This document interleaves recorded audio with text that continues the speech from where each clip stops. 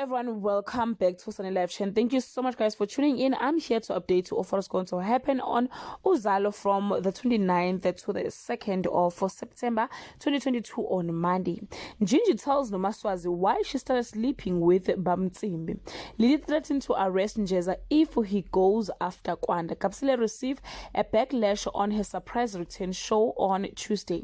Njeza follows Gwanda to his secret hideout, but is he putting his life in an unnecessary danger on Wednesday?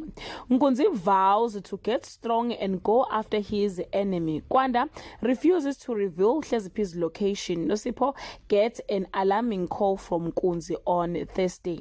The police go all out, but they don't find what they are looking for. Nkunzi gets back to his normal self and reminds everyone of who he is. Hleziphi is left stranded whilst Bo fears the consequences of his actions on Friday. Kapsile and Nkunzi are failing to bring back the spark in their relationship. Lily does all she can to find Hleziphi while Hlelo is frustrated with Subu. Guys, this is all I have for today. You can leave your comment below and share your opinion. Bye.